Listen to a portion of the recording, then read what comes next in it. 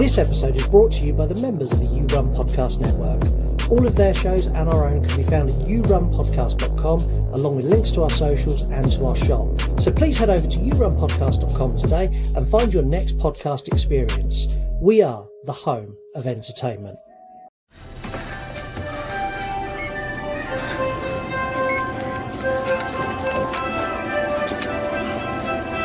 I like this song.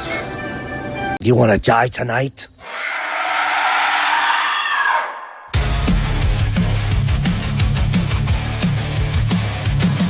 The dad jokes he tells sets the scene. I hang on every word lost in the screen. The passion for fear is contagious enough. You make me believe in Mark's overblown roundups. You run podcasts or a movie review, unveiling facts and playing games too. Your words paint pictures of darkness and dread, leaving me grinning long after I fled.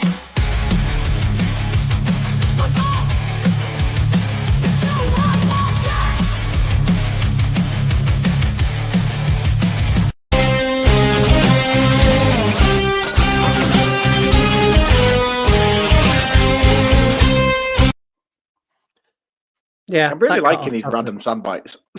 I am. The thing is, I search for sound bites and then I find a random one. I was like, where can I use that? I'll just slur it in at the start. I'll just do it anyway. Yeah. Hello and welcome to the interactive horror movie review show that is the You Run podcast. My name is Scott. And my name is Mark. And we are your hosts each and every Monday as we take you through the best and the worst horror movies that you vote onto this show. If you want to be a part of this show, it's really, really easy. You can go and follow any one of our social medias. Just visit our website, yourunpodcast.com, and all of the links are there. Or just search at You Run Podcast on any social media platform. You'll probably find us. If you are on Instagram, you need to go and find the show. And you also need to go and find Mark. He's at VHS from the Crypt and at Reviews from the Crypt. And I've just realised for some reason our nameplates are missing, which I am going to add back in if I know how to do that, because that's going to irritate me. If I don't do it, it's going to annoy me all episode. I think by now people know who we are.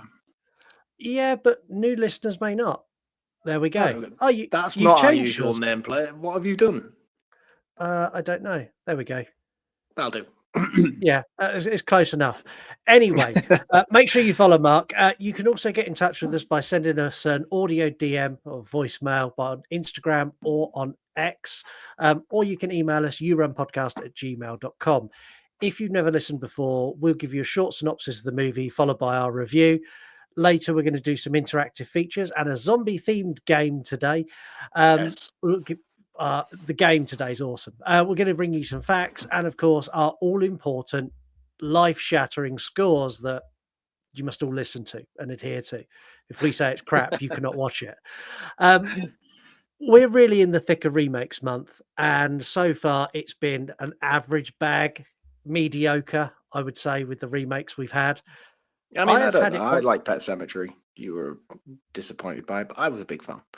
Yeah, it's just been meh, I think. I have it on good authority that this movie is universally loved by everyone and will make me love remakes again. The only problem is anyone who's a regular listener knows that I am not a zombie movie guy. And even the original Dawn of the Dead, I had issues with. It's a blasphemy. I call blasphemy. Burnt out subgenre. Like, there's more life left in the Scream franchise than there is in this subdivision of horror, but I am ready to be proven wrong. Do you really? Completely. Yeah, I massively do. I love zombie movies. That is my wheelhouse. Aside from trashy B-movie horror, I love zombies. I just find them one of those ones where you can just tune in, zone out, and just have a good time. You know, get some exciting kills, get some terrible sort of situations that these people find themselves in and constantly find themselves screaming at the TV saying, no, don't do that, that's the wrong way. Similar to what you get with a slasher, I suppose, but I feel like it's a little bit more high octane when you watch a zombie movie. So I'm a fan. Yeah, well, if you find yourself in the middle of a zombie apocalypse and have no clue of what you need to do to get through it, I have the answers for you today. Find a big ass cop holding a shotgun and follow him. Team up with 2 guys and a pregnant girl and head to the local shopping mall. Make a deal with 3 dodgy security guards that hold the place as their own, and then let in another group just to bolster your numbers. After this is achieved, you can chill and relax in retail bliss, hosting dinner parties, making home video porn, and all kinds of things like that. But this will probably get dull after a while, so maybe you should take your friends and like go and rescue the guy over the road who you've been playing chess with for the last couple of months via signs, and head out down to the coast to take a sail out to sea. Sounds simple? It's probably not. Today, we're going to cover all of that and more as we review Dawn of the Dead from 2004. Time to nut up or shut up. We covered the OG a little while back. I Yep. appreciated it for what it was, but I was really not on board. Like, it bored me to tears at times. To say I was less than enthusiastic to watch this is an understatement. I put this on, literally sat there and went, "Ah, here we go again." Yeah. Mistakes, man. Mistakes. I've been championing this movie to you for years now. Yeah, and I'm pleased to report this was fucking great. Like, really fucking great. Excellent. Excellent. I'm so glad you had that experience with it because I was worried, to be honest with you. I was worried that not only was I disillusioned by its greatness, but the fact that you were going to come here and just shit all over this movie was really going to annoy me. I was prepared to. Like, I was ready to take I like know you proper was. notes to take this down. And I started and I was like, oh, it's a zombie movie. Oh, it's going to do the same shit every other zombie movie does. And it does, but it kind of doesn't because it doesn't focus on the zombies are like a side bit. Like, they're not important in this movie. And I really like that. A little bit like The Walking Dead. They're a subplot. The plot Yeah, but is they all are in the original. characters. The whole point of the original Dawn of the Dead is they are a subplot to the movie, and I think that's one thing that this remake does focus on quite heavily. Is one thing that all remakes should take note of is it pays tribute to the original and doesn't sort of shit on its legacy, but it creates new and exciting ways to incorporate what was done in the first instance. Um, and for me, this is what a remake should be, in my opinion. Yeah. Like, the story's different, the characters are different, but the themes are the same, the homages are the same, the Easter eggs littered throughout are unbelievable. I just think, yeah, hats off, man. I think they've done a fantastic job with this movie. Yeah, and I completely agree. I love our nurse, our lead character. She is kick ass from the very start. One, she works for the health service as a nurse, instant hero. And then, like, she has a shit job and her boss is a dick. And at no point does she show any sort of being phased by that whatsoever. And she like goes home after a shift. And like, I like the fact that subtly you can tell shit's going wrong as well. So you get like a brief snippet of a news report as she walks past a TV. You see a patient being brought in, and you see things in the ER starting to like ramp up a bit. But she's like, Yeah. fuck this shit. I'm going home. Like, I love all of that because it's like, I know what's coming, but this character doesn't. And I really like in this, it's done so well. And I was like, that's so great because she has no fucking clue. You see, I don't know. I mean, yeah, she clearly has no idea of the fucking warpath that's coming in her way, but I like the way that they picture it as she's aware and she's very switched on and she can see the stuff unfolding around her. Obviously, she doesn't know the gravity of the things that are actually unfolding, but it's letting you know instantly that it's similar to what they do in Shaun of the Dead. Shaun sees all of these snippets of situations unfolding and he's aware of them when nobody else around him is. Yeah. And it's that moment where you're like, yeah, she's going to be the hero. She's going to pick up on everything that's going to go wrong. Yeah. And I really like that. And I like that when she gets home, like she goes in, she spends some time with her husband. They're watching the telly goes off so they can have sex and they go to sleep. Before she goes in, she meets the little girl in the road who's the neighbor's kid who she knows. And it's the perfect setup. It sets up this perfect little suburban town for them to destroy it in the most visceral and shocking way ever. This opening, I absolutely adore this. This little kid is terrifying. Yeah, for me, this is one of the best cold opens to any movie, period, let alone just this movie. One thing that I do want to touch base on with you before we go any further is the zombies themselves. Like, this is a remake of a movie that is grounded in slow zombies. I mean, Boring that's what zombies. it is. Yeah, No, boring no. zombies. Yes, boring, slow, stupid zombies. This zombie has proper rage virus. I can run the same speed as Usain Bolt, and I'm intelligent, and I can open doors and shit. Like, these are the zombies that are actually scary. This movie Yeah, gets it but right.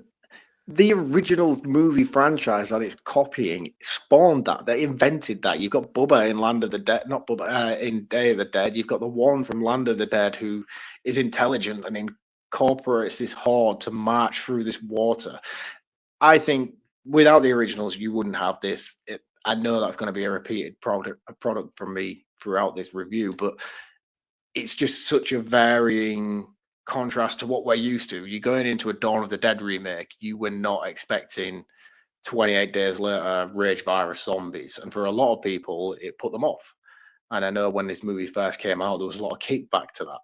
For me, I personally found it fantastic. I think it massively upped the ante for the stakes. Yeah. I'm a big fan of the rage zombie viruses from 28 days later anyway. I just wish they would be zombies rather than rage virus things. But hey, that's its own franchise, and you can't compare the two.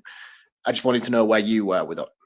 Yeah, I absolutely love it. And I love it. Like, you get it instantly with this little kid.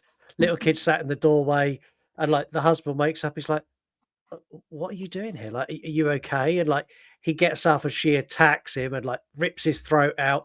And I, I love the fact that the nurse is like, oh my God, like, you've done this to my husband.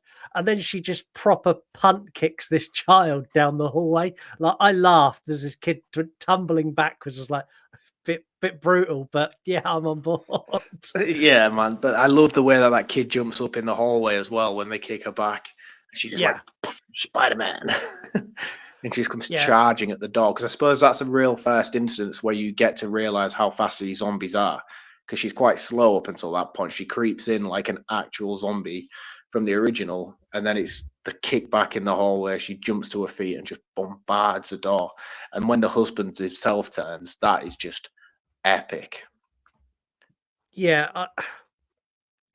I think the husband turning, like the speed that he turns, is what makes it so good. Like, he's Yeah. bitten. She tries to stop the blood. She tries to call for emergency services. Nothing's working. She turns back round and he's up, and his eyes are like gone all this glistening goldy color. And he's like, ah, I was like, yes, perfect. But the thing about that as well, which I think this movie handles exceptionally well, is the actual infection itself. It's how they do a really good job of handling the balance of how some people turn faster than others, and they stipulate that it's not the bite that turns you. The bite's what infects you. That's what kills you, and then you come back. The bite Yeah, revives you. But like depending on location of bite, like people get bit on their arm, they can survive a couple of days. But you yeah, get bit on the neck bite. He didn't die from the infection. He died from bleeding out due to a cut on his neck, and then yeah, instantly died. Then he came back because the infection was in his system. And I think that's a really, really good way of handling a zombie virus infection without causing convolution into terms of time frames depending on characters. And that's one thing which I hate to go back and nitpick about the original, because for me that's a god tier movie. But Scott Ranger in the original, yeah. he The guy was who takes hung. 8 days to die. Yeah, and he took 12 bites to the legs in various locations and things like that. And it's like he only survived as long as he did. And I know they tried to do away with it by saying, oh, he's a tough son of a bitch. I've seen him do this, this, and this. And I get that. But realistically, the only reason he stayed mainstay was because he was a main character. And I think Yeah, that's one thing that tends to bother me a lot in horror movies, in zombie movies especially. They do it quite a lot in The Walking Dead as well, which was something that annoyed me later on in the series. People would get bitten and then stay around for much longer than a lesser known character would do. So I think the way that they handle it in this story here is perfect for me. Yeah, they always hung around a bit too long in The Walking Dead unless they were near Carol, and then she took them out to look at flowers and killed them before they even turned. she, um, the nurse escapes her home, drives away, ends up crashing, and drags herself out of the car. And one thing I really like in this is that she has nothing on her feet. So No. they make a point of just showing, they don't emphasize it, but you notice it as soon as she gets out of the car. And instantly I went, you're fucked. Like, you are in such a bad way now. You're crashed. Your car's knackered. You got nothing on your feet. You're wearing like the thinnest clothes you could possibly have on. You're in so much trouble until she meets Ving Rhames from Pulp Fiction. Then everything's Yes, fine. What legend. a legend. Yeah. Like, He's I not my love it. favorite in this movie, but I do like him here. No, my favorite is Phil Dunphy because he's in this movie too. Which one's Phil Dunphy? From Modern Family. The dad from Modern Family. Oh, yeah, Ty Burrell. I don't know what Yeah. his name is. I've never seen Yeah, Modern yeah. Family. Is that his name in Modern Family? No, he's a Yeah. dick, dude. He's a dick. CJ is the best character in this entire film. His arc from start to finish, he's a true hero, man. I love that character so much. And I've just spent, so when I bashed myself and I had my full, because I'm getting on now. Can we And just go back to what you originally opened that conversation with when you bashed yourself? Do you want to yeah, clarify on what you mean no, by that, just for listeners? Or no. When I had my full and I spent a couple of days doped up on the sofa, I watched the entirety of House of Cards. And the guy who plays CJ is a main character in House of Cards throughout. cool. And he's great in that. And then, like, I didn't know he was in this, so I watched that and then watched this. I was like, oh my god, it's Doug, because he's Doug in House of Cards. It's like, Doug is here. Doug's an arsehole. And then in this, it's like, Doug's an arsehole here too. This all tracks. It all makes sense. Did you finish House of Cards? Yeah, all the way through. Kevin Spacey got kicked off for being a dirty little boy. Does it make sense that he gets executed off in the show? Yeah, he had a heart attack off screen and died. The end. Oh, okay. I thought he was like the movie poster of that. Like the advertisements was Kevin Spacey on the front cover. So like to then go on for multiple series after he got convicted, I was like, how are you going to write this one? They done one series after, so he died. His wife was the vice president. She becomes president. You do a term with her, and then it ends. The last season was crap. Kevin Spacey was missed, as much of a dirty pervert as he is. I mean, he's still fighting his case, man. He's innocent until proven guilty, and by all accounts, I don't want to sit here and bastardize a guy because, again, there's no smoke without fire. But for me, he hasn't been convicted, so I can't sit here and say, yeah, you're an evil man without evidence. No, there is that. Anyway, moving on. Ving Rhames takes young nurse girl. I didn't learn anyone's names in this. I probably should have. I didn't, which is why I have the IMDb page up in front of me right now for that reason. They meet this other group, which is the two guys and a pregnant girl, and like they have this conversation of like, oh, we're going here. No, don't go there. That's fucked. And they all decide to go to the mall. And I don't get it. The mall is the worst place you could possibly go in a zombie apocalypse. I disagree. I don't understand why you would have this logic. The mall has food, it has supplies, it is literally everything. It's a one-stop shop for everything you would need. Yeah, but it's big and hard to secure, and like I don't know. It just seems, it doesn't seem a logical place for me to go. But I like that. Again, this is just a homage to the original. They could have sent them fucking anywhere, but they went with them all. And this is where we meet the three security guys headed up by CJ or Doug from House of Cards. Legend. The way they deal with these people coming into their mall, I think, is right. And like I watched this with Lisa, and she's like, "Oh, why are they being so mean?" I was like, "Look, in this scenario, I probably would have shot all of them and sent them back down the lift." Like, it's you don't know who they are, you don't know how dangerous they are. Like for him to take their guns off them and then stick them in an area and lock them in made perfect sense to me. Yeah, and this is one thing that I love about this in terms of it being a remake, because not only is this a remake of the original, but technically, even though we're not, we are kind of seeing this from a different perspective. If you imagine CJ and his clan being the original characters from Dawn of the Dead, and then Yeah, Tom Savini's clan being Anna and all her tribe coming in at a later date, you're like, it's almost flipped the narrative on its head. And it seems like they've done everything in their power throughout this movie to stay true to the original, but also give you a completely different flip on the narrative of what we've seen already. And I really appreciated them doing that. And it was just this moment in particular where they get there and CJ is stood there. It's like, yeah, that's cool, man. Like, this is now their version of what would have unfolded had Tom Savini's character not gone crazy with the face pies and all the rest of it. yeah, and like I like this whole setup. I like the fact that they've got a couple of zombies knocking around that they need to go and mop up and clean up, and like Ving Rhames gets his arm smashed and like gets hurt, and like one of the guards ends up like who one of the guards who's turned, like they come down later and they shoot him, even though he worked with them. And he's like, I told him he should have come upstairs. It's his own stupid fault. Like this whole bit of clearing and securing this shopping center, I think is great. Yeah, yeah. Um, what I don't understand why they took in the other group. Explain it to me. I wouldn't. Does that make me a bad person? Like I'd be like, No, no. no, and again, CJ's right in this instance. He's like, no, this isn't happening, and it's only because he got taken out on the roof in that moment and got his guns taken off him that the other people who have recently come into the fold let the other clan in. And I agree. I don't think I would. I'd maybe contemplate the idea, but I'd be very skeptical about it. Whereas these are just completely opening the door straight away. I'm like, no.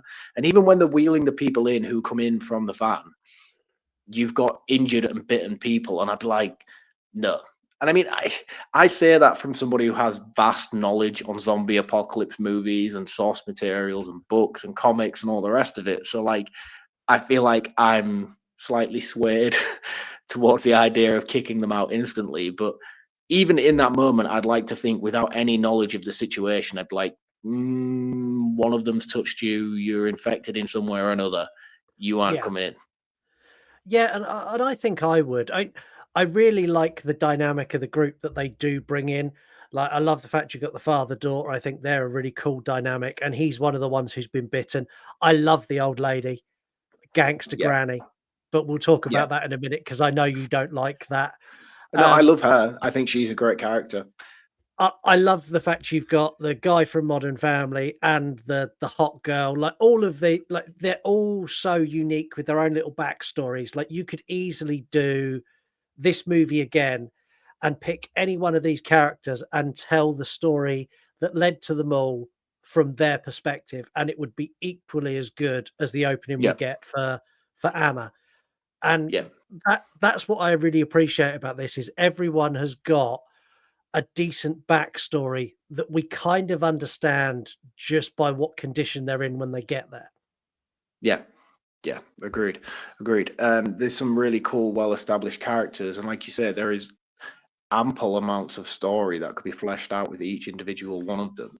And I think as a collective, I just think it's really well written. I think that's one thing that excels this movie above most other zombie movies is how intelligent the writing is. Yeah, I really like the writing, and it was my favorite in the original. It's my favorite bit of this movie, and in both movies, they should have made it longer. This kind of, well, now we're all in and we're all settled. Let's enjoy them all. Like, I love these scenes where they're like going shopping and they're having dinner parties and like they're making a homemade porn in the video shop. Like, all that stuff I think is so entertaining. It's almost like fly on the wall. Like, how would people actually behave? Like, if you had free run of a mall and didn't need to pay for anything, like, I'd have an absolute blast. Oh, exactly that. I mean, you've got ample opportunities to do anything you would want to possibly do. All your wildest desires could come true, because that's the thing about a mall. That's why it's the perfect location. You have literally everything at your disposal. I love the cover version of Down with the Sickness as well over this section. It is so good, man. So good. And I listen to that song regularly, that cover version, as I'm like driving around. It's on one of my variation Spotify playlist things. And when it comes on, it makes me smile every time because it always reminds me of this movie. Yeah, like, I genuinely like this moment is so good, and I just think it's brilliant. What I don't like is the whole baby story of the woman who's pregnant. I I Yeah. I don't like it because I don't think it's handled as well as it could have been. And when we get to facts, I'll reveal how it should have been handled. We think would have been better. So you've got the girl from one of the first people they meet is heavily pregnant, and all she wants is a hospital. Like that's all she's been banging on about since she got there, and that's not happening. And No. how does she get bitten? I can't even remember how she gets bitten. It's the instant in the water fountain at the At the beginning where beginning. Vic Rames falls in and cuts his arm. Yeah, She's the one who gets grabbed first. And again, this movie is so fucking clever at doing so. Is when people are bitten, not showing the bite, but it shows us like if they've been scratched or if they've been grabbed. Especially at the end with Michael's character, that was yeah, fucking flawless. But they do the same thing here with her character. Her name is Luda. Luda gets grabbed at the fountain, and then Vic Rame comes in and sort of.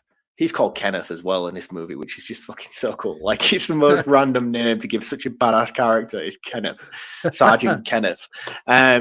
But yeah, he comes in and gets her. But at that point, you don't know if she's been bitten. You just think he's grabbed her on the arm, and the camera cuts away. But it turns out he did actually bite her arm in that moment.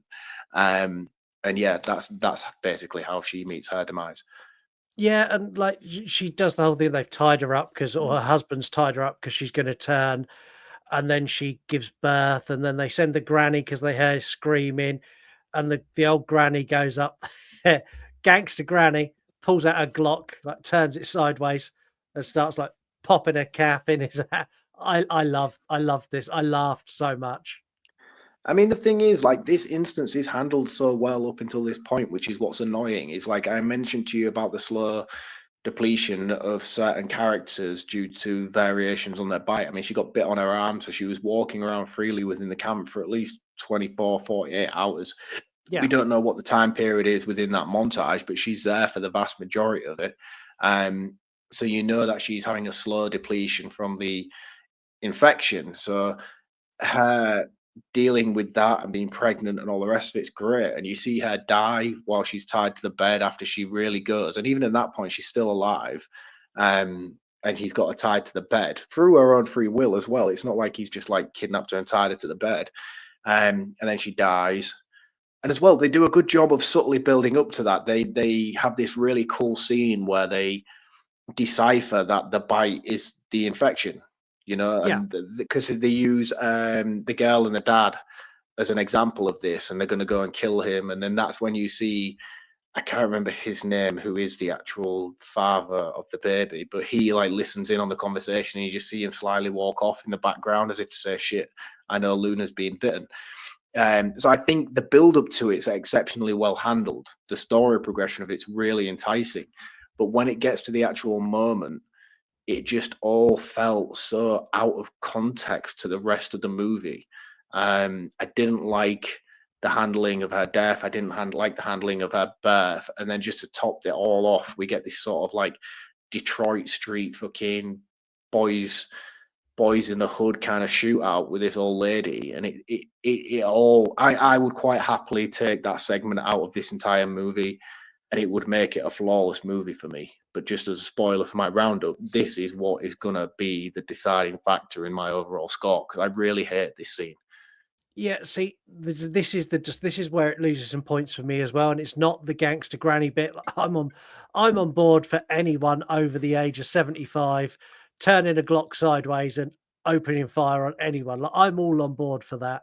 It's the handling of the baby, the fact that they do this big thing and they make you wait and wait and wait, and then they reveal that yes, the baby is a zombie, and then they shoot it. Yeah, I was so excited to have zombie baby. that's faster and stronger than normal baby. I was hoping that when they uncovered the cloth, it come out and like fucking had someone's throat. And when it didn't, I was like, oh, like just squandered a brilliant scare, a potentially fantastic kill, a moral dilemma of do you shoot the baby while it's hanging from someone's face? And instead you just went, oh, it's a baby. Oh, it's infected. Bang. It just felt so wasted and squandered that they built something potentially so cool and then just ignored it. And I think that's my issue as well, is like there are so many elements to this sort of subplot that I do really, really enjoy. But I think the final execution of the sort of peak of it, the peak of the subplot, it just comes in such a strange ghetto way. And I don't mean that in an offensive way whatsoever, but it comes across as offensive because the character is black. They have the shootout like it is some sort of fucking turf war thing. And I'm like, that it just didn't sit well with me, man. I was just like, that's not right in my opinion. I just think that's really poorly handled. And it wastes, like you say, it wastes such a intriguing element of what could have been something kind of cool and different. Yeah. Yeah, and I don't know. I don't know. The problem that I have with it is that I can't think of a better solution to the outcome that's already happened on screen. Like I think the way they wanted it to go is the right way to go with it, but I just don't think it was executed very, very well. And every time I watch this movie, I always roll my eyes at this every single time. Yeah. The subplot I think they done really well is when they make a Oh, friend. friend! Oh, new friend! Oh, friend! Please be my friend! Oh, friend! Oh, football friend.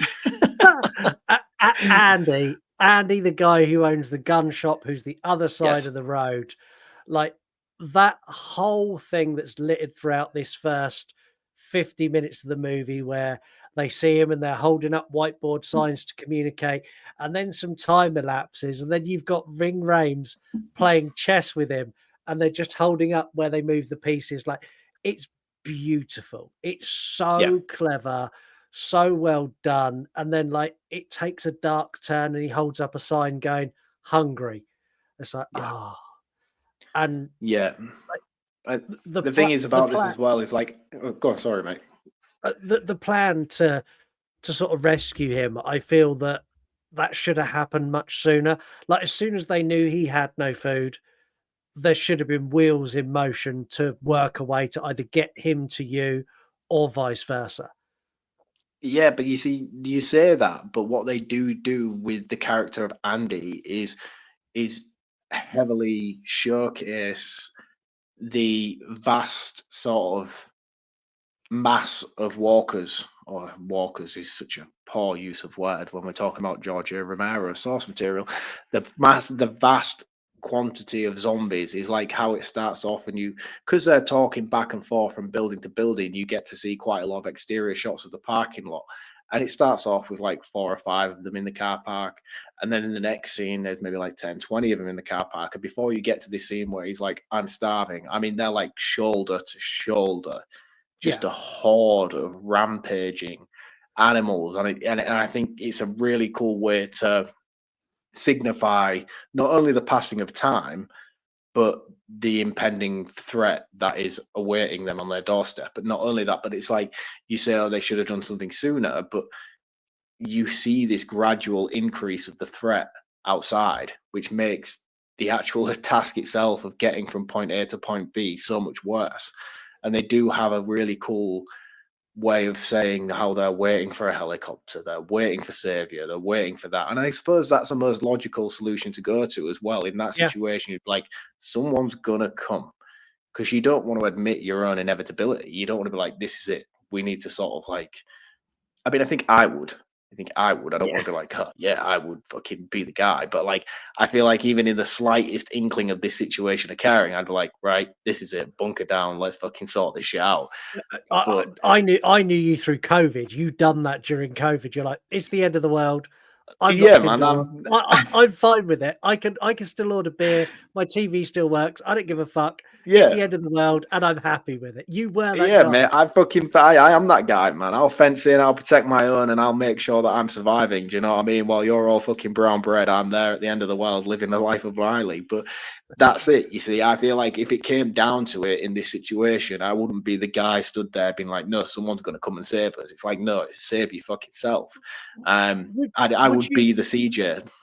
would you make the decision that they make? So after the baby dies, they have this moment of we need to do something. We need to go and save Andy, and we need to go and get the boat and go out to sea. Like this whole bit where, like, I'm going to call him Phil Dunphy because that's all I know him as. He turns around and, oh, what? So you want to just go and like go down to the marina and take my boat and dangles his keys? And like they go, yeah. It's like, what? And then the next person's like, that's exactly what we're going to do. We're going to Yeah. do that. And he's like, you're fucking idiots. And then like the buses, the the buses. Bus wankers! Loving the in-betweener references on this. Where did that come from? Bus wankers? I don't know, it just felt right. You can see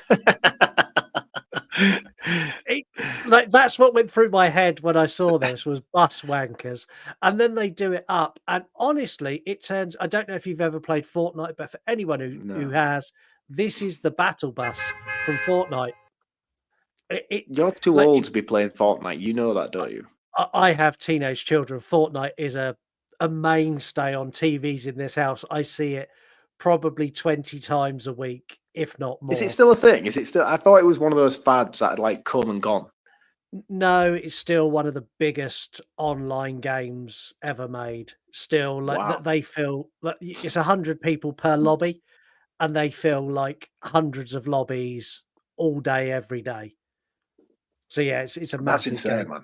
But the bus design in that is it's identical. Like when we do this episode, I'm going to release a picture of the Fortnite battle bus and the buses from this. They are the same bus. The only difference is one of them has a big hot air balloon over the top that flies you over the island. Well, at least this one came first. That's what this movie's got going for it. Yeah, the buses I'm on board with. The thing I didn't like was and yes, I've made this chainsaw that will cut them. I'm like, Yeah, that was cool, man. What do you mean you didn't like that? it was just a stupid idea. Like you've used chainsaws, same as I have. They get jammed. They don't work all the time. Like you'll get a jam on a chainsaw cutting a tree. Like you put that into someone's bone, that chain is breaking. That chainsaw's fucked. Like find something better. No, I disagree, man. I think this was very, very inventive. I love it. I love it. I thought it was a very cool sort of thing, especially that it came from Michael as well, because I do like Michael as a character. And he's like, hey, check this out. I'm going to woo you right now. Look at how awesome my idea is. I was like, yeah, you go, boy. Do you like Michael because you are Michael? I think I am Michael, yeah. Yeah, I'm not sure who I am in this, but I'm definitely not Michael. You're the guy who owns a boat. I'm happy with that. I'll take that. That's fine. This is the guy making. No, you're the old guy who likes to try on ladies' shoes. Get in, loser. We're going shopping. um, um, the rescue mission, or as I named it in my notes, Operation Dog Drop. What the dog doing? Yes, like this. I like this a lot, and there's people on the roof who start panicking, or the girl starts panicking. The girl who's kind of adopted the dog, the one whose dad they had to kill. That they lower the dog down. I and just want to say now, before we get any further with this discussion about this topic, that pisses me off as well. They don't do a good enough job, because I've seen this movie a million times, and this was the one time I was like, right, I really need to focus on this, because they make a massive, massive deal about how her and the connection with this dog is such a fucking thing. They don't show that No, in this movie. They do no. not show that. Like the dog comes into the fold when they find it in the like parking garage, which again, that fucking scene is awesome in the parking garage. But when they find the dog and they bring it back up, I was like, right, so let's see this relationship between her and the dog come to fruition to justify her putting everybody else's life in such a vulnerable state. They don't Yeah. ever. No. Like they lower the dog, and she goes full Donald They're Trump. eating the dogs. They're eating the cats. Eat the cat. Eat the cat. And just like Donald Trump, she's full of shit because they do not eat dogs.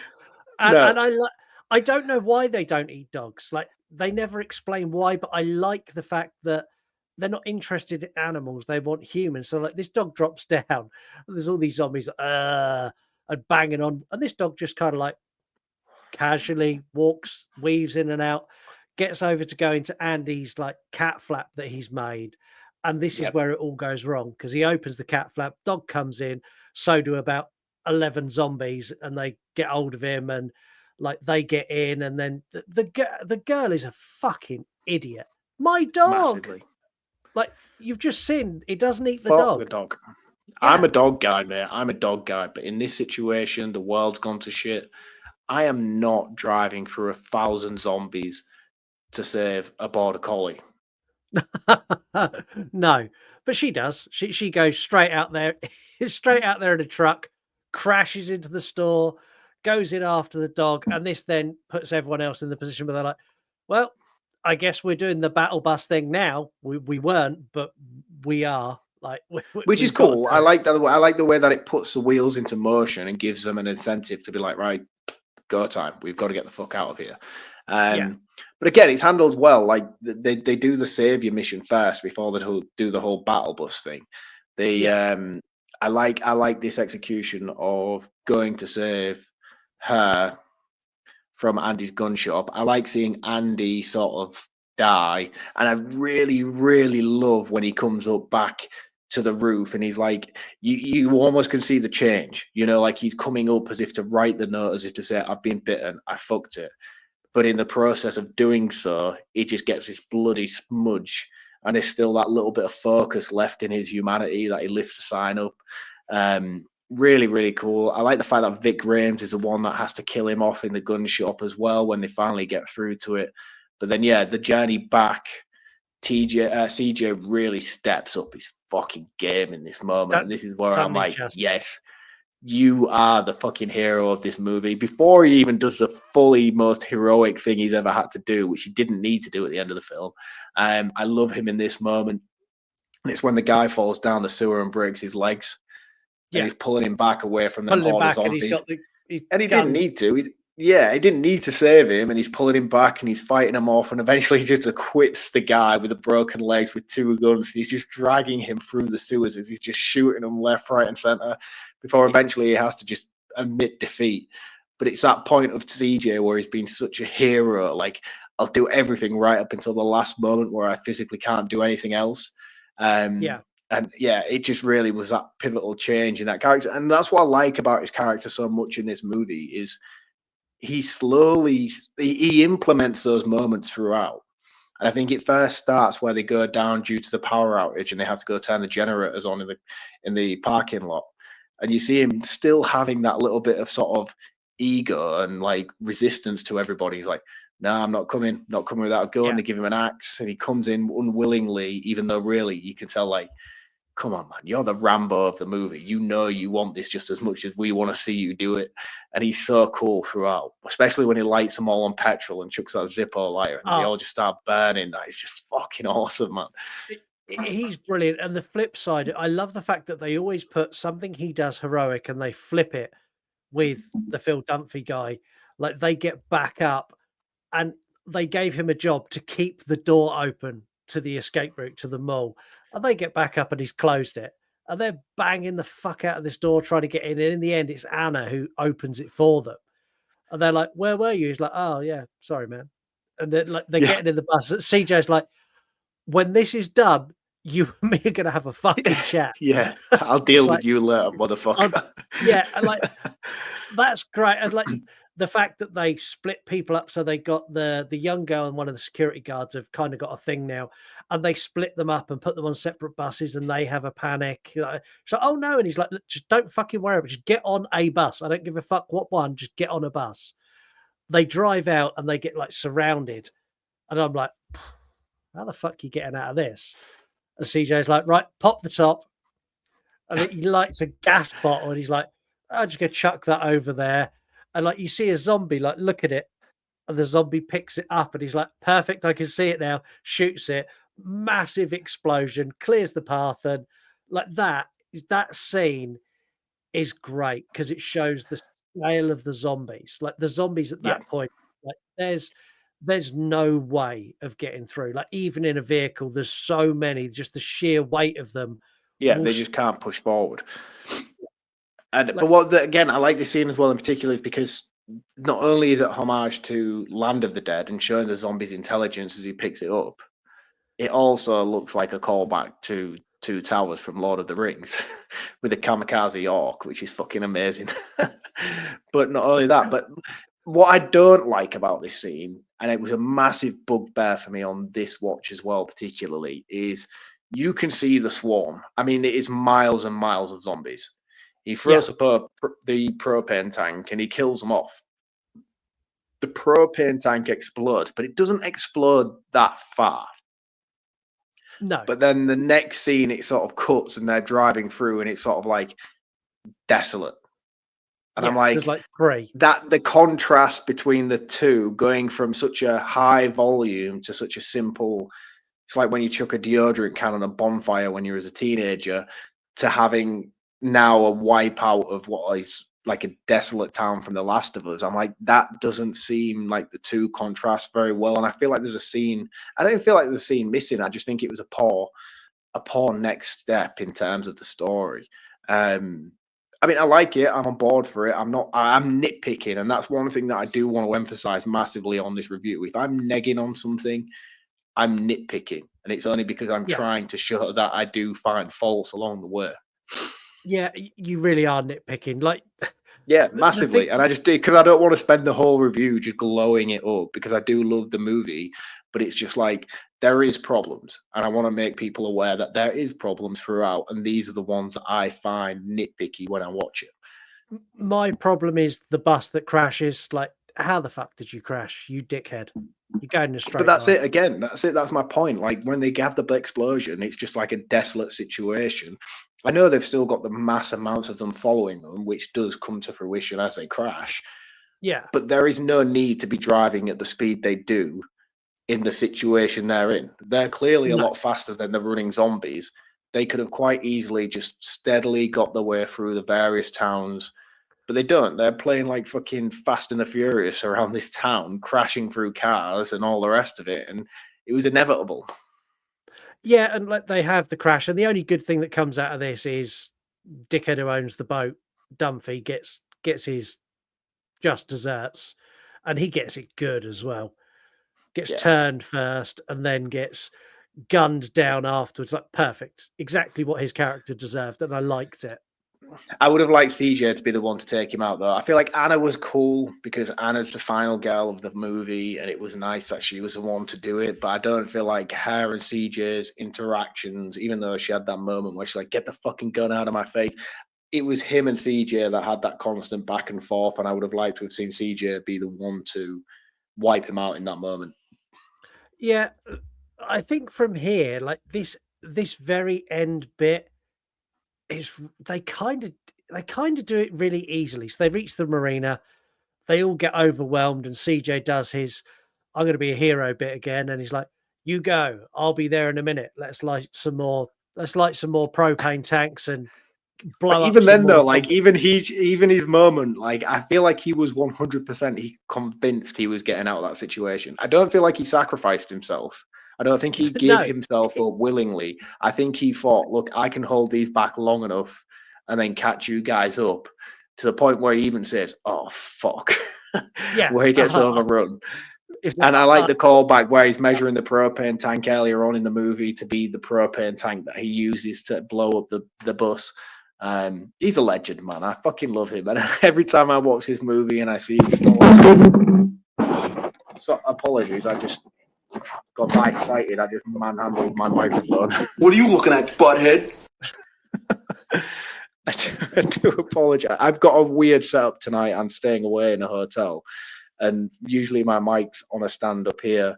Now it's on a desk, and I got very handsy and just completely wiped it out. I do apologize. Yeah, so what you're saying is you need to, like, sit on your hands.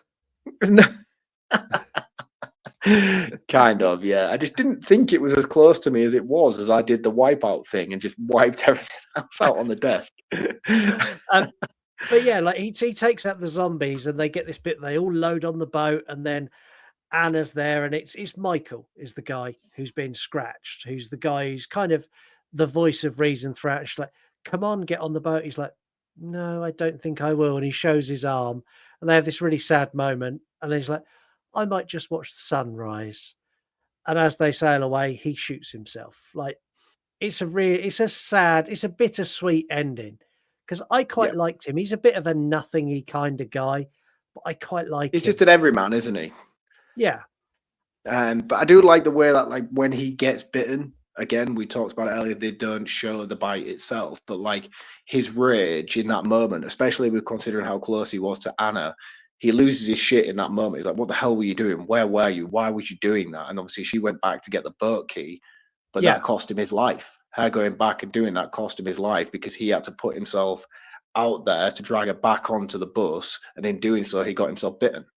And like, did they do a cool job of showcasing his rage in that moment? You're like, whoa, you've been such a calm and collective dude throughout this whole movie. You've now just completely lost your shit unnecessarily because she saved the But day by getting the boat key. But it turns out that's because he was bitten by doing so. yeah, and I think if you're bitten and you realize you're fucked, I think that's a very good time for you to get a free pass to lose your shit and not Yeah. be very happy. Yeah. But yeah, I think that's about all I want to say in review. You happy for us to go to a break? Not just yet. No, I like to talk about the found footage end credit sequence, which is fucking mega. Confession time. The movie ended. They went to the sunset. I turned it off. Oh, dude, no, they have this cool thing. So, like, as the credits are rolling, they're on the boat, and the security guard who's with the girl, he finds creepy dude's camera, and then like they have this weird segment where it's like bit of film, and then it's a bit of credits, and then a bit of film and a bit of credits. This goes on for about 40 seconds, maybe even to a minute. Oh man. Yeah, it's really cool. It's really go back. Trust me, it's worth going back just to watch. So they find the camera and they start looking back at the footage, and he's got like this whole boats and hose things where he's got all these strippers on his boat and stuff like that. And then it shows them getting to the island. They film themselves throughout as they're trying to get to the island and running out of water. They find like a stray boat which has got like a zombie head in it in like a fucking cooler box. And then they get to the island. And when they get to the island, they think it's desolate. They all get off board the boat, and then just this mass zombie herd just sort of like comes from the trees. And then they drop the camera on the floor. You hear a lot of screaming, and then it's credit rolls, and that's it. Dude, honestly, it's so cool as well. Yeah, like that end credit sequence is fucking awesome. And then the actual Disturbed Down with the Sickness song kicks in, and you're like, fuck. You know, I am the person who will always wait till the very end of the end credits, but I literally went, that was great. Really likes that. Turned it off. What? Yeah, man. Yeah. It only kicks in like 10, 20 seconds after the initial sort of sunset cutscene. Oh, You think, that's done. Literally, the sunset ended, and I went dunk and literally. Yeah, turned yeah. If you'd straight hung off. around for like 5 seconds, mate, you would have caught the rest of the movie. Yeah, there's like a good sort of 2 minutes afterwards where they do the whole found footage camera thing as they document their journey to the island, and then when they reach the island thinking they've reached paradise and stuff, yeah, it all just goes to shit again. Oh, fucking hell. Well, I'm taking a break now because I'm annoyed that I've missed half the fucking movie. I do. I don't know that anyone else does. I say something that comes across from the movie. I don't always remember what you're quoting from the movie. Me neither. But there's been a couple times where I've gotten to what you were going to say ahead of you, so that's good. The Dewey Pod Monster podcast is something truly unique. Hosted by John and Sean, this show brings you everything you could possibly want about consumption, whether that's craft beers, TV, film, video games, or just general banter. These guys nail it every single week. Yes, couldn't have ninjas, throwing stars, headbutts, ear claps, nunchucks, They weren't enjoying kids stuff. Well, if the world of VHS is your thing, the only place you can go is Video Tasties. Hosted by Gareth, this show brings you everything. Live watch-along parties with special guests, deep dives, behind-the-scenes footage, and of course, a look at his fabulous VHS collection. For these and all the other members of the You Run Podcast Network, head over to yourunpodcast.com, your home of entertainment. So make sure you go and check out yourunpodcast.com. On there, we've got all of the members of the You Run Podcast Network. We've got links to all of them. And I just kept going because Mark went for a wee and now he's back, but I've kept going anyway. Mark uses the ad breaks to go for a wee, and normally we pause recording, but I thought I'd just roll with it. I know. I saw the number still ticking. I was like, what's this dude doing? Yeah. So go and check out yourunpodcast.com. Go and check out all the other members of the You Run Podcast Network, because there's so many on there. There's so much stuff that you're going to love. And yeah, now it's time for Mark's recommended account of the week. Yeah. Woo! It's showtime! Oh, dude, don't stop that. That's awesome. It's showtime. Let's do it. Yeah. Right. So this week's recommended account of the week, again, stepping outside of the norm, similar to what I did last week, we are going with James Norbury. James Norbury, I to be honest with you, I don't know very much about James Norbury apart from the fact that he is a New Zealander, I think. But him and his friend are recreating the trek from the Lord of the Rings movies. So they are setting off from the Shire and traveling all the way to Mount Doom, which is an actual walk. It's an actual walk in New Zealand, and they're going along the filming locations. These two guys are doing the actual walk that Frodo and Sam did in the movie, barefoot as well, I might add. And they're stepping off in various film locations along the way, and they're documenting their journey, and you can follow them on Instagram and check how they're doing. It's so fucking cool, man. Whether you're a Lord of the Rings fan or not, these dudes are machines. Are literal machines. They are putting in some serious mileage.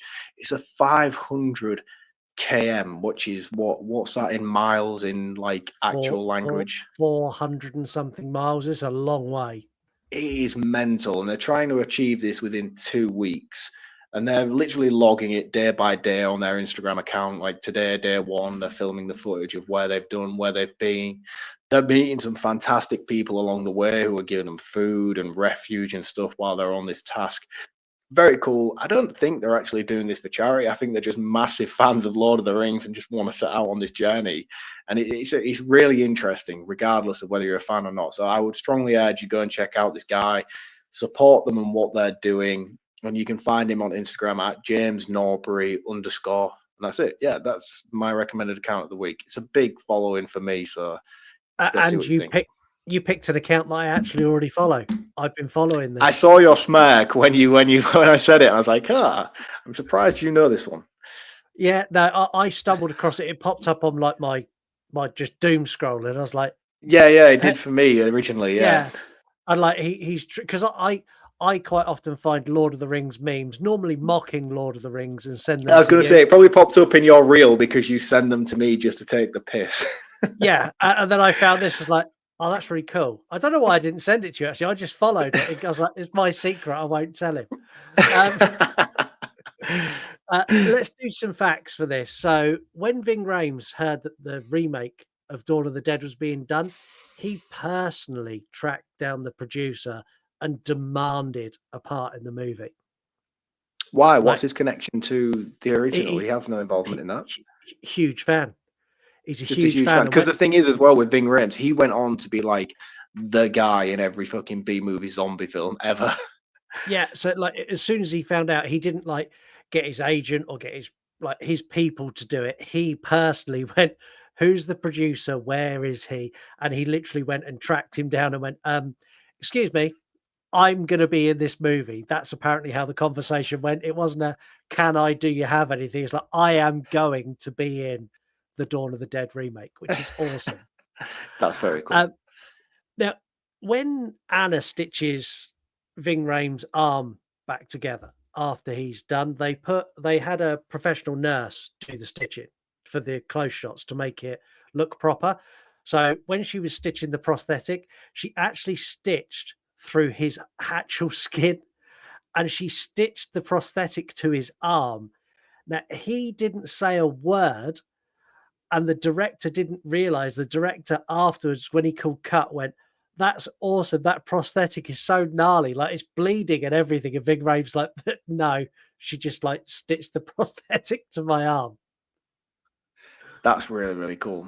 That shows his Uh, dedication as well. Like, I'm really surprised as well because, like, as much as I love him in this movie, I just thought he was just a bit player. Like, because he's literally the most recognizable cast member in the entire film. yeah, Nobody else.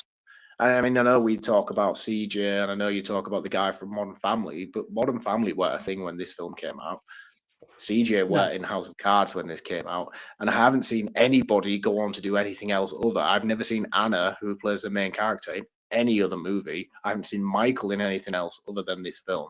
So it's no. like, so Ving Rhames was the only real character I recognised. So yeah, that's wild, man, that he was that dedicated to that theme. Yeah, the clip we played at the beginning, where they're in the elevator and CJ goes, "I like this song," wasn't in the script. He didn't realize they were rolling.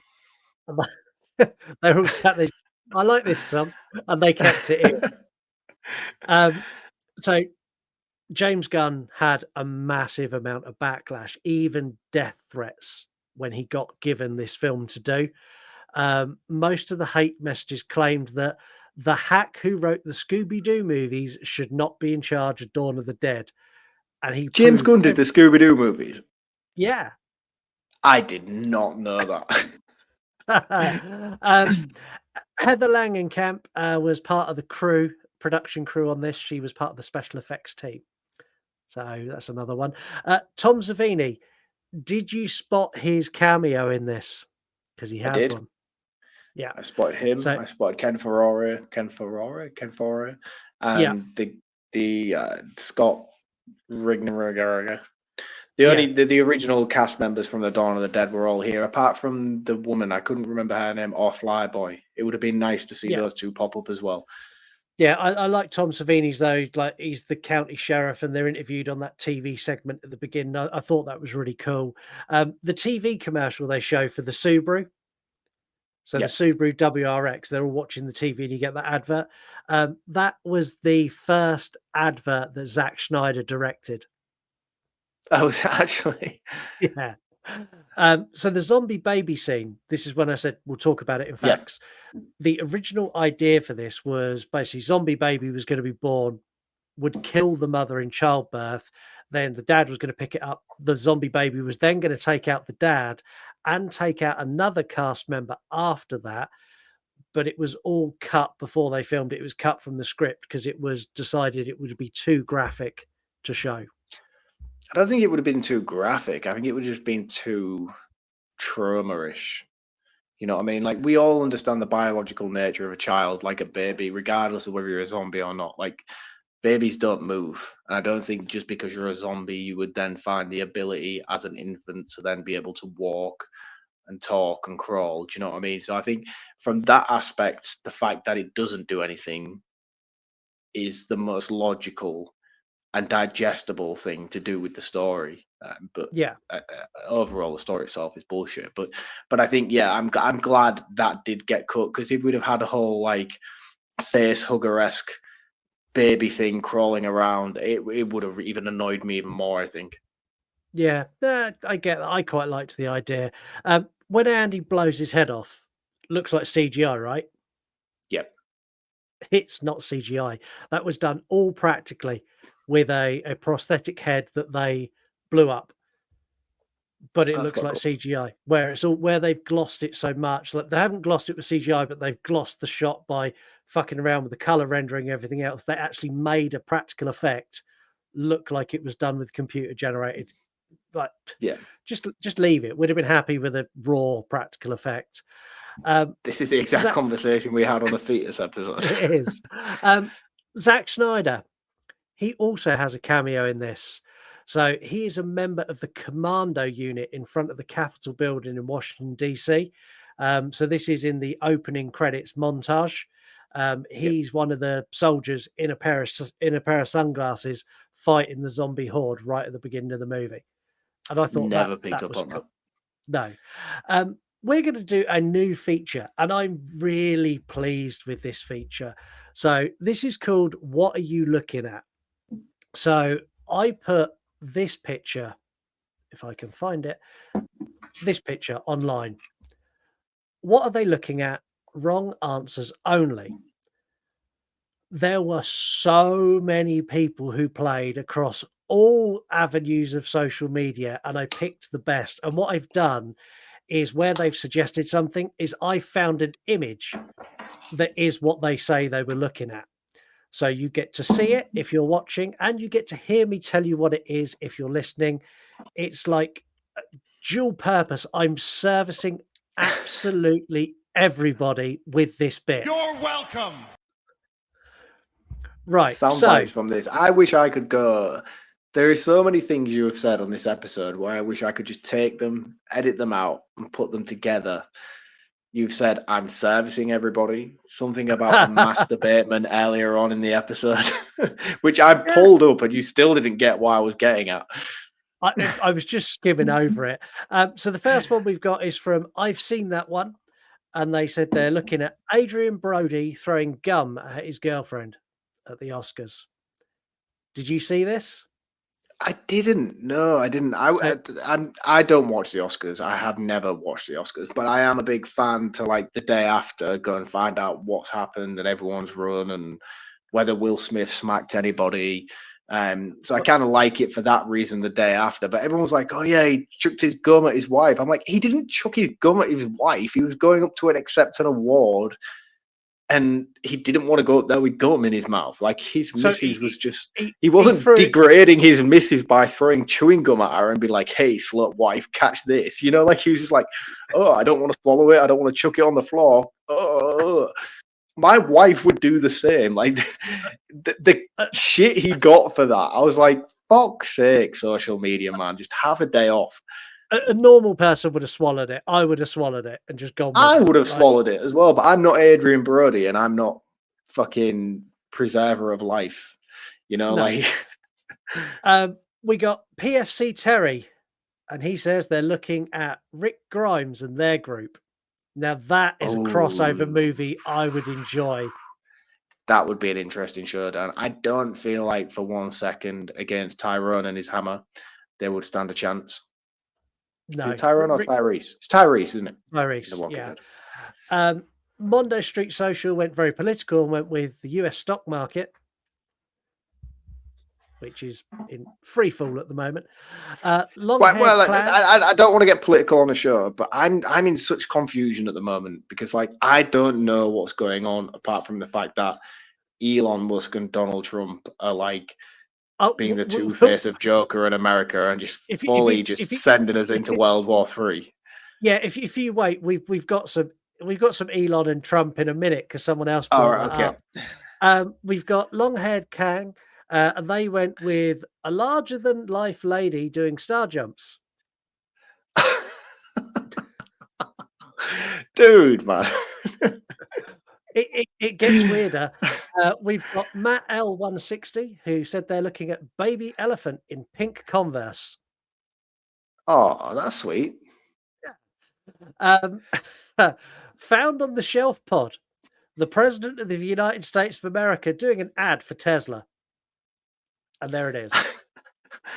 What are these two doing? Fucking up the world. They're a pair of idiots, the pair of them. They're literally like I don't know, man. I've seen some of the shit. I saw that interview the other day with Vladimir Zelensky, and it was just sheer fucking awful to watch. The level of bullying and horribleness that went on within that room within the space of about 40 seconds. And that guy was like, "Oh yeah, you not wear a suit. You not wear a suit." It's like, fuck you. I'm not here to wear a costume, man. I'm like, I'm fighting a war for my people, and you're talking about whether I should wear a shirt and a tie. I was like, yeah, fucking too right, man. Who is this clown? I without being too political, pair of dickheads. That's where I'm gonna end that. Paranormal Misfits went with that one potato salad that was brought to the potluck that Debbie decided to spice up with some raisins. I'm not a fan. I like raisins, but I'm not a fan of raisins in potato salad or in curries. They don't belong. Oh, no. You see, that's where you're wrong. Because when you get a curry from a chip shop, raisins are a necessity. Well, maybe. All right. I think I'll give you that one. We had the Old Man's Podcast. What do you mean the Hello Kitty store is closed? Do you know where that falls for me? Hello Kitty, Funko Pop. Same thing, man. Don't pick on another demographic. I'm just saying, if I was to collect the two together and I was to compare Funkos to something, that would be it. And I'd never thought about it until you just showed that image. And I was like, boom, that's it. Funko Pop is Hello Kitty. And finally, my favorite one, not because it's the best, but because I fully respect the hustle to get shameless promotion for your own shit. And that's Nuke 178 Creepy Couture. That they're staring at my online shop. And there it is. So bit of free promo. I praise people who are shameless like that. Well done. We've got some Spotify comments that I want to go through. Becky, geez, Mark, you're going to give me a bad reputation. I'm actually a cat and dog person. Great episode, fun film, and I loved hearing from Joe. This was after the fetus episode. Oh, when we branded her a dog killer. Yeah, cat person, like angel of death to dogs. It's bad, isn't it? Yes, it is. It is. So she's Lady the Joseph Crisis... Fritzl of canines. Lady Crisis Mary has been a little bit behind, so she's been playing catch up. So on our Bride of Chucky episode, she put, I'm a few episodes behind, but Scott, why am I not surprised you have a menage a trois story? I better hear this story on one of the next episodes! ! Then on Freddy's Dead episode. Freddy's what? Well, Freddy's dead. Freddy's dead. She put, well, there it is. There's a story. Thanks for the mental image. Also, this movie is shit, but I'll watch it. So yeah, I think what I need to say for that mental image is, You're welcome. Let's just move past, man. I'm done with it. I'm done with it now. We're I like think 5 episodes in and it still keeps coming back. I just don't want to talk about it anymore. It's hilarious because it actually gets more. That story's got more traction than some of our episodes. Let's play a quick game before we knock it on the head. This game is called Dollar of the Dead. Yes. So we're playing Dollar of the Dead. There are about 16 million movies that end of the dead. There's Dawn of the Dead, there's Day of the Dead, there's Land of the Dead, there's fucking Shopping Center of the Dead, there's I Return Once of the Made a Living Movie. Dead. Yeah, like Children of they the go, Living Dead. Yeah, there's loads. But which ones are most profitable? So I picked a handful of these movies. We're going to start with Night of the Living Dead from 1968, which made $237,000, 994 £94. That can't be its standing mark up to this day. Like that was like, what's the window on it? Because I need to know the facts of the game. They're all initial theatrical releases. So in its initial theatrical release, it made just under $250,000. Right. So your next movie, whether you want it to be higher or lower, it's up to you, is Night of the Living Dead from 1990. Did that make more money or less money than $250,000? That's a Tom Savini remake, obviously. That's definitely made more money just due to inflation alone. And it's a solid remake, to be fair. It did. It made $5.8 million. Going back in time to 1978 to Dawn of the Dead, did that make more or less than 5.8 million? Oh, that is hard. I'm going to say less, just due to the. Oh no, because I don't know. So when you say like so that's like it's just its theatrical run. Like, what is the end point on that? Like, What is the When start and end point on an so inclusion on a theatrical run? Because I don't the ever start get this. the start point is when it's released out to the world in all cinemas to the day it leaves the last cinema worldwide. This is its worldwide money it made at the box office. You know, like films get like re-released in cinema all the Yeah, no, time. no, Does it no, not include no, stuff like that? no re-releases, just its initial release. Right, I'm going to say less, but I It don't feel like it should be. it did. It made $159,882. Shit, that was lower than Night of the Living Dead. Yeah, it made next to fuck all when that was first released. Made all of its money What? through DVD or through VHS sales is where the money for that movie came. Wow, that is Um, mind blowing. yeah, Day of the Dead. Did that make more than $159,000? Oh, yeah, definitely. That was like big. That was like a big movie. I think, even though it's not better than Dawn, I do feel like that was a big movement at the time because by that point, the traction had already hit with the VHS releases and the rental releases of Dawn of the Dead. Everyone had then sort of switched on to Yeah, the greatness of Dawn of the Dead. And I think by the time Day of the Dead had come out, the stakes were so much higher, the practical effects were so much better. So I'm going to say higher. And just it did. based solely alone on the shocking low reception of Dawn of the Dead as well. It did. It made $5 million. How do you think Dawn of the Dead 2004, this movie, stacked up against that? Massively more than 5 million. Massively more. This film was fucking epic when it came out. It did. It made $102 million. Yep. Mega money. How about Land of the Dead? Land of the Dead is less. I know that because it was a George Romero movie and not a continuation of the Dawn of the Dead remake. I don't know which one came first, actually. Do you have the dates for these movies there in front of you? I don't know if Land was after. Land was after. Land was after. It had Luigi Miyamo in it, which I know hell is going to come at me for pronouncing that wrong once again. Linguini. It's a linguini. I like Land of the Dead. I think it's a really, really cool flick. But I do know that is significantly less than the Dawn of the Dead remake. It did. It made $47 million, so still made a ton of money. Oh yeah, Diary of the Dead. even less. Diary is it Diary of the Dead? Yeah, Diary of the Dead is a found footage one, which is a cool movie in its own right. But I don't even think that didn't even get a theatrical release, did it? That was straight to streaming. Not straight to streaming, it was straight to. It did get a theatrical release. It was a small one, to be fair. I was going to say, yeah, it must have been selected theaters because I only remember being able to see this on DVD when it came out. Cool movie, once again, another staple of George Romero's sequels. But yeah, no, it definitely less than Land. It did. It made $5 million. And your last one, probably one of the most famous zombie movies ever, Return of the Living Dead. Is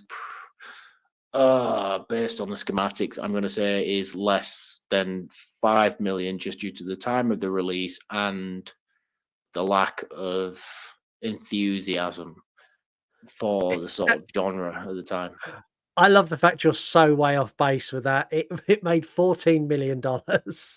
Oh shit, man! Shit, that's surprising, man. How can that make $14 million and then Dawn of the Dead struggle so much? I don't know. Cinema goers are just weird in They just general. want Linnea Quigley boobies, and that's enough to sell tickets.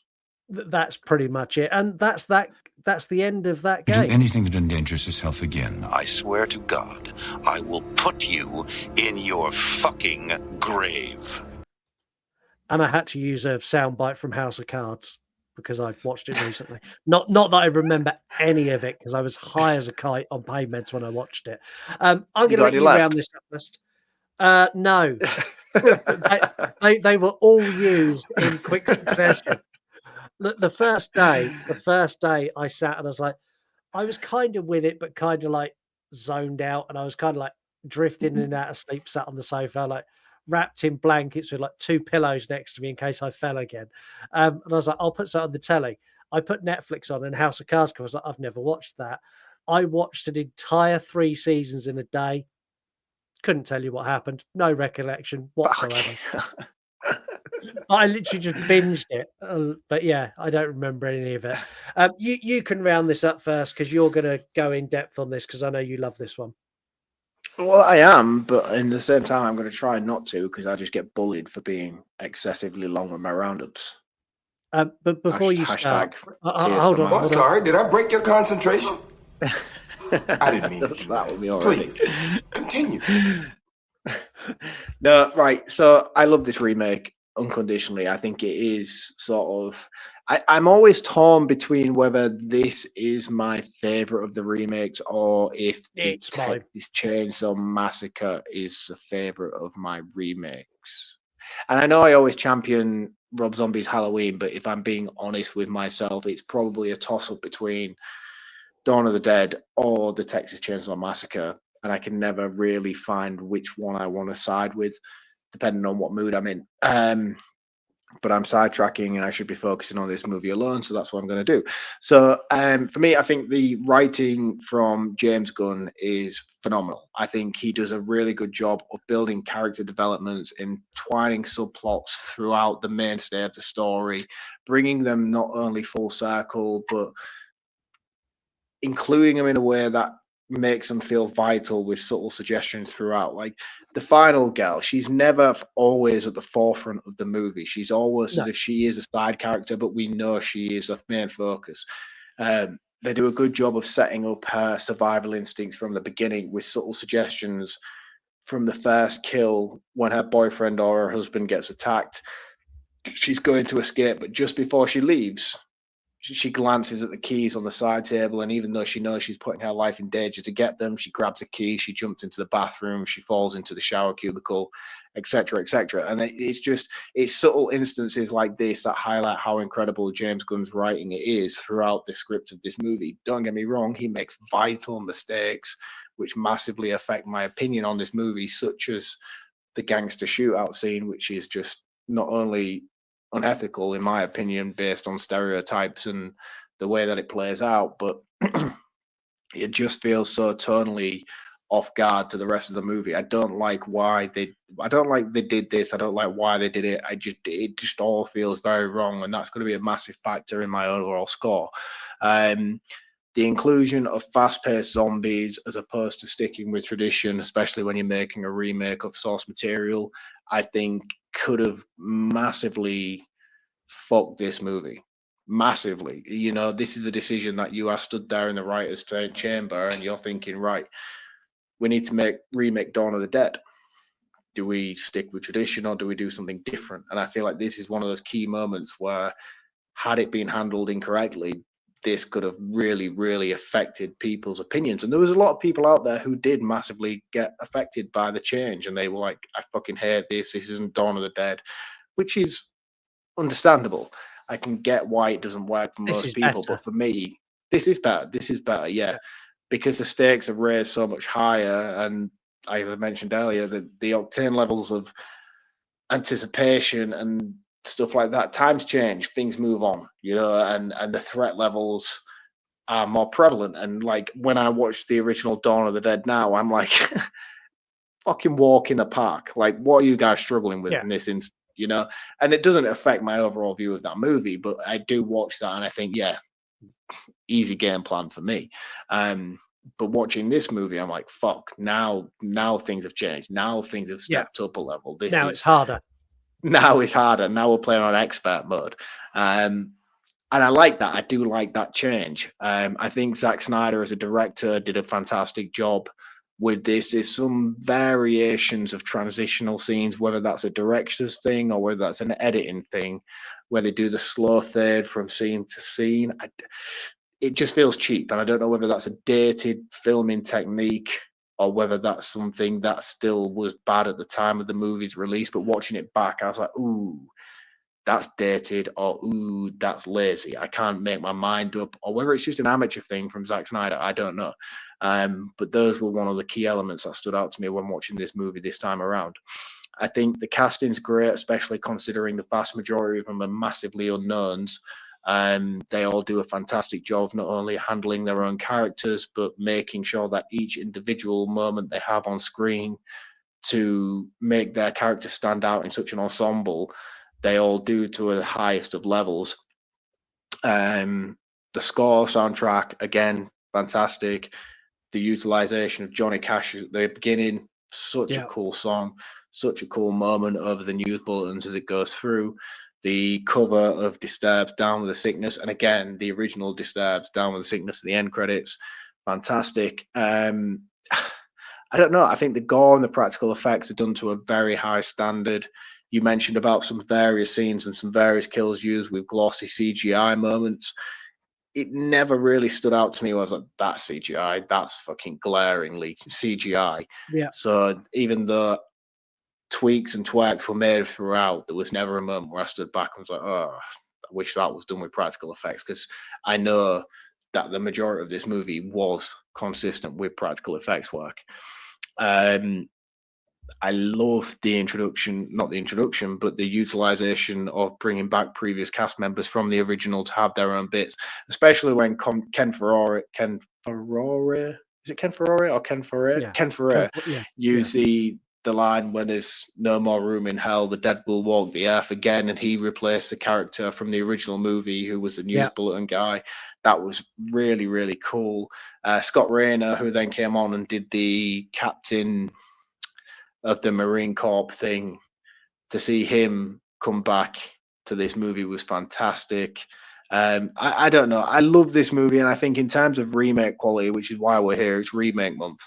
When you're talking about the standards of what remakes should be within the horror genre, this for me is the manual. This is a manual of how you do it and how you do it right. Everything that they did and every decision they made and every change that they made to the original to keep it interesting and vibrant and fresh was handled so well without being disrespectful to the source material, whilst introducing new fans and engage. I mean, I saw this before I saw the original Dawn of the Dead.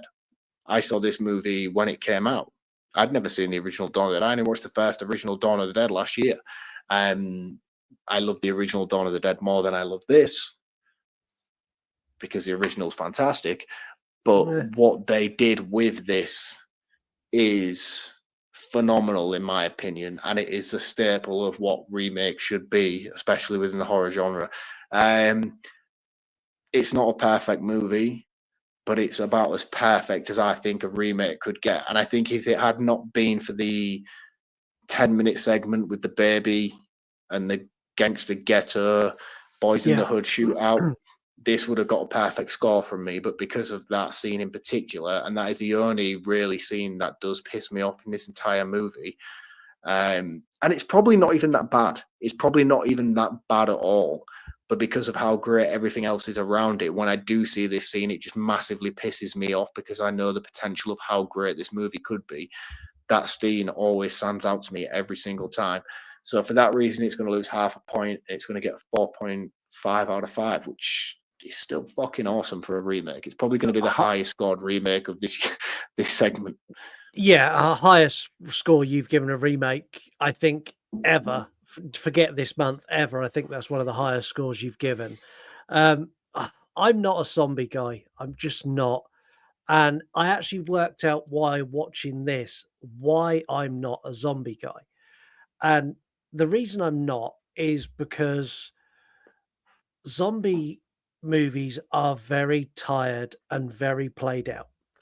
It's very much the same story in a different setting. People stuck in one place or another with zombies coming after them, and they need to get from point A to point B to get supplies or to get to safety or to save someone. It's we must go through the zombies to survive the zombies. It's always that same story in every single zombie movie. This movie doesn't do that. So this movie, they get somewhere safe and they don't have to leave. They don't have to go and get Andy. They don't have to go to safety.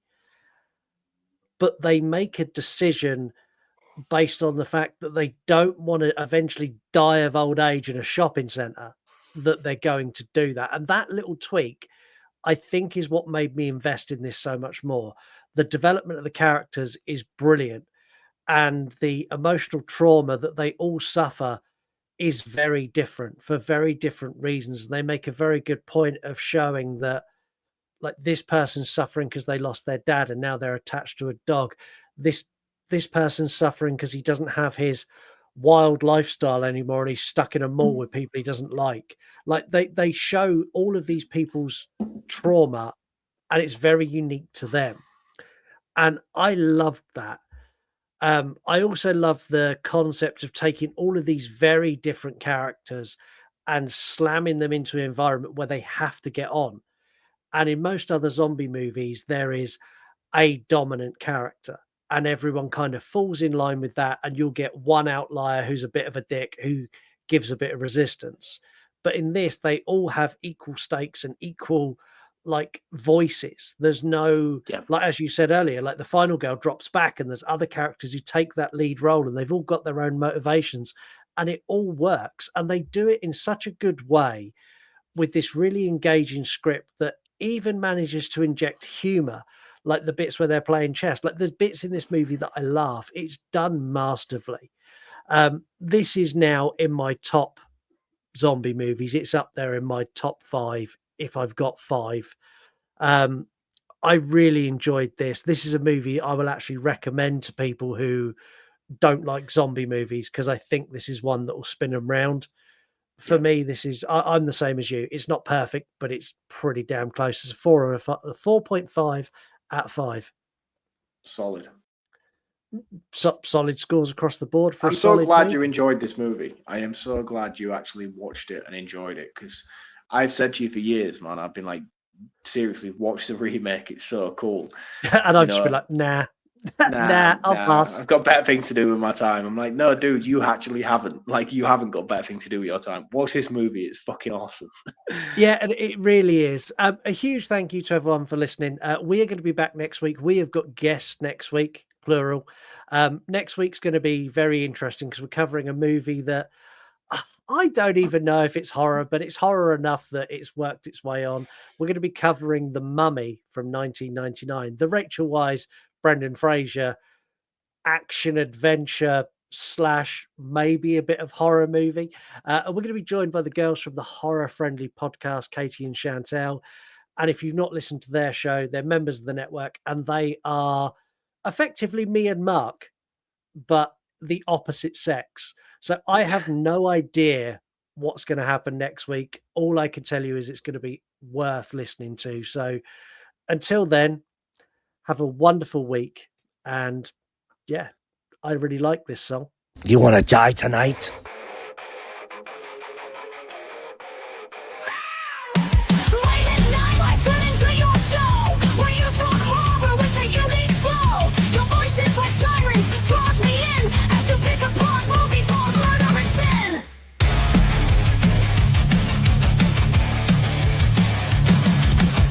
Jokes you tell sets the scene. I hang on every word lost in the screen. Your passion for fear is contagious enough. You make me believe in Mark's overblown roundups. You run